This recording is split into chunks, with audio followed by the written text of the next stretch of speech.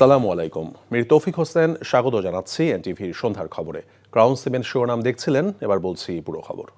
এদিকে কিছুক্ষণ আগে চট্টগ্রামে পৌঁছেছেন বিএনপি চেয়ারম্যান তারেক রহমান। 20 বছরেরও বেশি সময় পর তার আগমনে উৎসবের নগরীতে রূপ নিয়েছে চট্টগ্রাম। উৎসাহ উদ্দীপনার কমতি নেই স্থানীয় নেতাকর্মীদের মধ্যে। তার আগমন উপলক্ষে পলো গ্রাউন্ড মাঠে তৈরি করা হয়েছে বিশাল মঞ্চ। নগর জুড়ে শোভা পাচ্ছে বিলবোর্ড আর ব্যানার। পাশাপাশি দলের চেয়ারম্যানকে বরণ করতে বেশ কিছুদিন ধরেই মিছিল, মিটিং সহ নানান কর্মসূচি পালন করছেন স্থানীয় নেতাকর্মীরা। দলের বাইরেও বিপুল সংখ্যক সাধারণ মানুষ এই জনসভায় যোগ দেবেন বলে জানিয়েছেন বিএনপি নেতারা। চট্টগ্রাম থেকে ফেরার পথে ফেনী, কুমিল্লা সহ বেশ কয়েকটি জনসভায় বক্তব্য রাখবেন বিএনপি চেয়ারম্যান তারেক রহমান।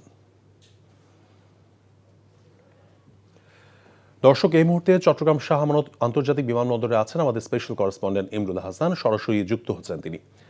ইমরুল, তারেক রহমানের কর্মসূচি সম্পর্কে কি খবর আছে আপনার কাছে?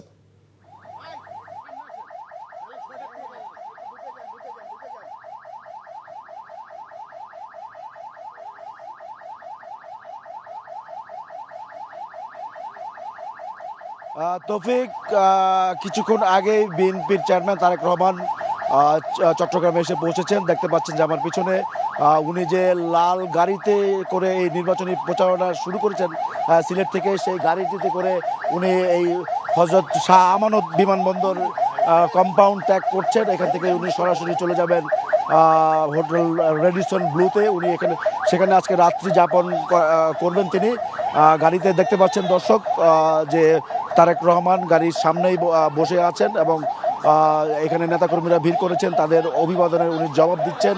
আমরা দেখতে পাচ্ছি যে বিএনপির স্থায়ী কমিটির সদস্য আমির খসরু মাহমুদ চৌধুরী এবং চট্টগ্রাম সিটি কর্পোরেশনের মেয়র শাহাদাত হোসেন সহ চট্টগ্রামে যে নেতৃবৃন্দ রয়েছেন তারাও এই গাড়িটিতেই রয়েছেন। বিএনপির চেয়ারম্যান তারেক রহমান যে গাড়িটি করে উনি এই বিমানবন্দর থেকে তার হোটেলের দিকে যাচ্ছেন। তো যেই বিষয়টি জানতে চেয়েছেন যে আজকে কোনো কর্মসূচি আছে কি না, আজকে আসলে নির্ধারিত কোনো কর্মসূচি নেই।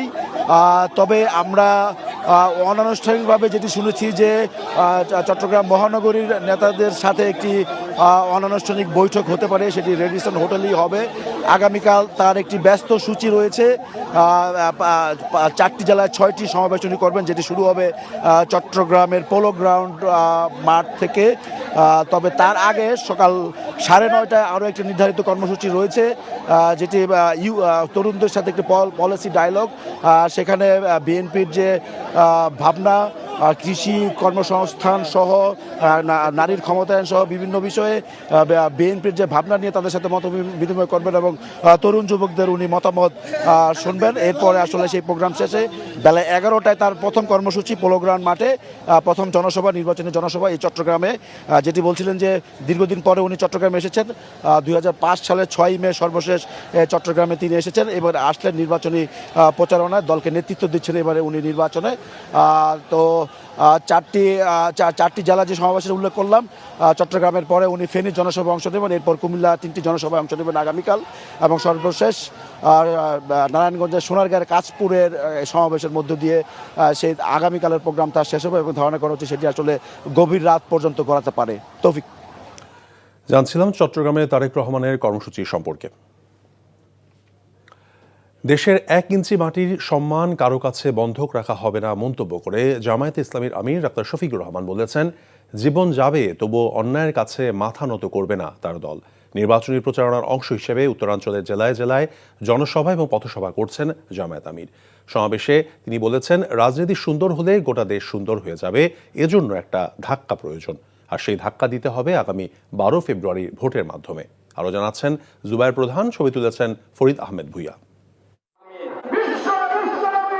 22 জানুয়ারি নির্বাচনী প্রচারণার শুরুর পর থেকেই ব্যস্ত সময় পার করছেন জামায়াতে ইসলামীর আমির ডাক্তার শফিকুর রহমান। উত্তরবঙ্গে 2 দিন ধরে জনসভা আর পথসভায় অংশ নিচ্ছেন তিনি। জামাত আমিরের আগমনে প্রতিটি নির্বাচনী জনসভা এবং পথসভায় ছিল জনতার উপচে পড়া উপস্থিতি। শনিবার জনসভা শুরু হয় গাইবান্ধার পলাশবাড়ি স্কুল মাঠ থেকে। সেখানে দেয়া বক্তব্যে জামাত আমির প্রতিশ্রুতি দেন উত্তরবঙ্গে তিস্তা মহাপরিকল্পনার পাশাপাশি নদী রক্ষার মহাপরিকল্পনা গ্রহণ করা হবে। বলেন, কেউ বাংলাদেশের উপর খবরদারি করুক তা চায় না জামাত। কারো রক্তচক্ষুকে ভয় না পাওয়ার কথাও জানান দলটির এই শীর্ষ নেতা। আমরা কারো উপর খবরদারি করতে চাই না, আর কেউ এসে 56,000 বাংলাদেশের উপর আমরা বেকার ভাতা দেব না। বেকার ভাতা বেকার তৈরির কারখানায় পরিণত হবে। আমাদের যুবকরা বেকার ভাতা চায় না। আমাদের যুবক যারা আছে তারা তাদের হাতে তাদের ন্যায্য কাজটা চায়। আমরা ইনশাআল্লাহ প্রত্যেকটা যুবক যুবতীর হাতকে আমরা বাংলাদেশের দেশ গড়ার কারিগরের হাতে পরিণত করব। ইনসাফ ভিত্তিক রাষ্ট্র বিনির্মাণের ঘোষণা ডাক্তার শফিকুর রহমানের। দলীয় প্রধানের আগমনে উজ্জীবিত নেতাকর্মীরা বলছেন, জামাতের পাশাপাশি 10 দলীয় জোটের ভোটের আসনেও প্রভাব পড়বে ডাক্তার শফিকুর রহমানের উত্তরবঙ্গের এই নির্বাচনী সফর। বগুড়ায় জনসভা এবং বিভিন্ন স্থানে পথসভায় অংশ নেন তিনি। পথসভার বক্তব্যে আধিপত্যবাদকে লাল কার্ড দেখানো হবে জানিয়ে জামাত আমির বলেন, সরকার গঠনের সুযোগ পেলে বাংলাদেশে চাঁদাবাজির অস্তিত্ব রাখা হবে না। সকল পেশায় মর্যাদার সাথে নারীদের অন্তর্ভুক্তি নিশ্চিত করার প্রতিশ্রুতিও দেন তিনি। ভয় পেও না চাঁদাবাজ, তোমরাও এই সমাজের মানুষ। আমরা ইনশাল্লাহ তোমাদের হাতেও সম্মানের কাজ তুলে দেব। তোমরা সম্মানের সাথে বসবাস করবা, সেদিন আর মুখ লুকিয়ে তোমাদেরকে চলতে হবে না সমাজে। আমরা কথা দিচ্ছি, আপনাদের ভোটে আল্লাহ তাআলা যদি আমাদেরকে মেহেরবানি করে নির্বাচিত করেন, সরকার গঠনের সুযোগ দেন, আল্লাহর কসম জনগণের একটা টাকার উপরে আমরা হাত বসাবো না। এর আগে উত্তরবঙ্গে দ্বিতীয় দিনের নির্বাচনী প্রচারণা শুরুতেই জুলাই গণঅভ্যুত্থানের প্রথম শহীদ আবু সাঈদের কবর জিয়ারত করেন ডাক্তার শফিকুর রহমান। মোনাজাত শেষে শহীদ আবু সাঈদের পরিবারের সাথে সাক্ষাৎ করে আবু সাঈদের স্বপ্নের বৈষম্যমুক্ত রাষ্ট্র বিনির্মাণের অঙ্গীকার করেন তিনি। জুবায়ের প্রধান, এনটিভি নিউজ, রংপুর। উৎসবমুখর পরিবেশে সারা দেশে প্রচারণায় ব্যস্ত সময় পার করছেন বিভিন্ন রাজনৈতিক দলের প্রার্থীরা। ভোটারদের দ্বারে দ্বারে গিয়ে নানান প্রতিশ্রুতি দিয়ে ভোট চাচ্ছেন তারা। বিস্তারিত ইমরুল কায়েসের ডেস্ক রিপোর্টে। ঠাকুরগাঁয়ে নির্বাচনী গণসংযোগ করেছেন বিএনপি মহাসচিব মির্জা ফখরুল ইসলাম আলমগীর। এ সময় তিনি বলেন, দাঁড়িপাল্লা নিয়ে যারা ভোট চাচ্ছে তারা বাংলাদেশের স্বাধীনতার বিপক্ষে ছিল। আমরা ধানে শীষে লোকেরা আপনাদের পাশে উঠতেও ছিলাম, এখনো থাকবো ইনশাআল্লাহ। মন্দির, মসজিদ, মাদ্রাসা, স্কুল এইগুলোতে আমরা উন্নত করবো ইনশাআল্লাহ। মা বোনদের কাজের ব্যবস্থা করব, আমার ছেলেদের কাজের ব্যবস্থা করব। উৎসবমুখর পরিবেশে চট্টগ্রামে নির্বাচনী প্রচারণায় প্রার্থীরা। নগরীর আগ্রাবাদে প্রচারণা করেন চট্টগ্রাম 11 আসনের বিএনপি প্রার্থী আমির খসরু মাহমুদ চৌধুরী। এ সময় ধানের শীষের পক্ষে ভোট দেওয়ার আহ্বান জানান তিনি। একই সময়ে চট্টগ্রাম 9 আসনের জামাতের প্রার্থী ডক্টর AKM ফজলুল হক গণসংযোগ করেন চকবাজার এলাকায়। দেশ বাঁচাতে গণভোটে হ্যাঁ এবং দাঁড়িপাল্লায় ভোট চান জামাতের এই প্রার্থী। আমি ইনশাল্লাহ সারা পাচ্ছি, বিপুল সারা, এবং মানুষ খুবই আগ্রহী যে আমরা এতদিনে এত বছর ভোট দিতে পারি নাই। আমরা চট্টগ্রাম 9 এমন একজন ক্যান্ডিডেট পাইছি যাকে আমরা মন ভরে ভোট দিতে পারতেছি। পটুয়াখালী 2 আসনে নির্বাচনী প্রচারণা চালিয়েছেন জামাতের প্রার্থী ডক্টর শফিকুল ইসলাম মাসুদ। এ সময় তার সাথে ভোটারদের দ্বারে দ্বারে যান এনসিপির হাসনাত আব্দুল্লাহ। বলেন, 10 দলীয় জোট ক্ষমতায় গেলে দুর্নীতির বিরুদ্ধে কাজ করা হবে। বাংলাদেশে আর সেই ফ্যাসিবাদের রাজনীতি কোনোদিন ফিরে আসবে না ইনশাআল্লাহ। রাজশাহী 2 আসনে গণসংযোগ করেছেন বিএনপি প্রার্থী মিজানুর রহমান মিনু। জামাতের প্রার্থী ডক্টর মোহাম্মদ জাহাঙ্গীর নগরীর ভদ্রার মোড় এলাকায় প্রচারণা চালান। সিলেট 1 আসনে বিএনপির খন্দকার আব্দুল মুক্তাদির, সিলেট 4 আসনে জামাতের জয়নাল আবেদিন গণসংযোগ করেছেন। বরিশাল 5 আসনে বিএনপি প্রার্থী মুজিবুর রহমান সরওয়ার, বাসদের প্রার্থী ডক্টর মনীষা চক্রবর্তী প্রচারণা চালিয়েছেন। এই সময় তারা প্রার্থীদের কাছে নানা ধরনের প্রতিশ্রুতি দেন। ময়মনসিংহের গাঙ্গিনারপাড় এলাকায় দাঁড়িপাল্লায় ভোট চান জামাতের প্রার্থী কামরুল হাসান। নওগাঁয় ভোটারদের কাছে যাচ্ছেন বিএনপি ও জামাতের প্রার্থীরা। নরসিংদী 1 আসনে বিএনপি প্রার্থী খায়রুল কবির খোকন নির্বাচনী প্রচারণা চালিয়েছেন।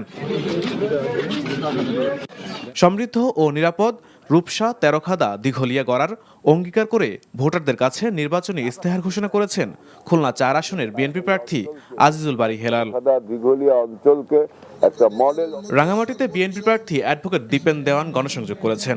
একই সময়ে বিপ্লবী ওয়ার্কার্স পার্টির প্রার্থী জুই চাকমা লংগদু উপজেলায় প্রচারণা চালিয়েছেন। গণসংযোগ করেছেন জাতীয় পার্টির প্রার্থী অশোক তালুকদার। এছাড়া সারা দেশে দলীয় ও স্বতন্ত্র প্রার্থীরা নিজ নিজ আসনে ভোটারদের দ্বারে দ্বারে যাচ্ছেন। Imrul Kayes, NTV news desk. Family কার্ডের মাধ্যমে একটি দল ভোট কেনার কৌশল অবলম্বন করছে বলে অভিযোগ করেছেন এনসিপির আহ্বায়ক নাহিদ ইসলাম। ঢাকা 11-এর এম.এ. কাইয়ুমের দ্বৈত নাগরিকত্ব নিয়ে আদালতে মামলা করা হবে বলেও জানান তিনি। সকালে রাজধানীতে নির্বাচনী প্রচারের সময় নাহিদ এসব কথা বলেন। এনসিপি প্রচারে নানাভাবে বাধা দেওয়া হচ্ছে বলেও অভিযোগ করেন তিনি। তার দাবি, দেশের বিভিন্ন স্থানে এনসিপির ব্যানার ছিঁড়ে ফেলা হচ্ছে। একটি দল বিভিন্ন এলাকায় ভয়ের পরিবেশ তৈরি করে রাখছে। এ দলটি আগেও আচরণবিধি লঙ্ঘন করেছে বলেও অভিযোগ তার। অনেকে মামলার হুমকি দিচ্ছে অভিযোগ করে নাহিদ ইসলাম বলেছেন, নীরব ভোটাররা 12 ফেব্রুয়ারি ব্যালটে তাদের জবাব দেবে। এদিকে ঢাকা 12 আসনের জামায়াত ইসলামের প্রার্থী সাইফুল ইসলাম খান মিলন মগবাজার এলাকায় জনসংযোগ করেছেন।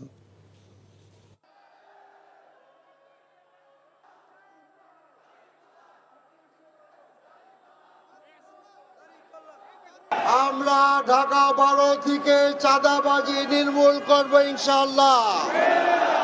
ঢাকা 12 থেকে আমরা মাদককে দূর করে দিব, মাদককে রোধ করে দিব ইনশাআল্লাহ। রায় দিবে তাদের ভোটের মাধ্যমে, যদি ভোটটা সুষ্ঠুভাবে দিতে পারে, এবং সবকিছু তো আসলে জনগণই ঠিক করবে। 12 ফেব্রুয়ারি দেখা যাবে যে আসলে কাদের জামানত থাকে এবং কাদের থাকে না। প্রচলিত উন্নয়নের ধারণা পরিবর্তন করে পরিবেশ বিষয়ক বিষয়গুলোতে আরও মনোযোগী হওয়ার জন্য সংসদ নির্বাচনের প্রতিদ্বন্দ্বিতাকারী প্রার্থীদের প্রতি আহ্বান জানিয়েছেন বন, পরিবেশ এবং জলবায়ু পরিবর্তন বিষয়ক উপদেষ্টা সৈয়দা রিজওয়ানা হাসান।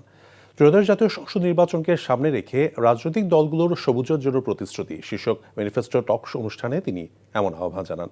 রাজধানীর আগারগাঁয় পরিবেশ ভবনে অনুষ্ঠিত এই আলোচনায় সারা দেশ থেকে পরিবেশ নিয়ে কাজ করা কর্মী, বিশেষ করে তরুণ প্রজন্মের কর্মীরা যোগ দেন।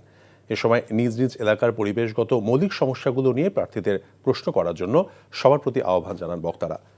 বায়ু দূষণ রোধে অন্তর্বর্তীকালীন সরকার ইটভাটার বিরুদ্ধে কঠোর ব্যবস্থা নিয়েছে উল্লেখ করে উপদেষ্টা রিজওয়ানা হাসান এই উদ্যোগ পরবর্তী সরকারও চলমান রাখবে বলে আশাবাদ ব্যক্ত করেন।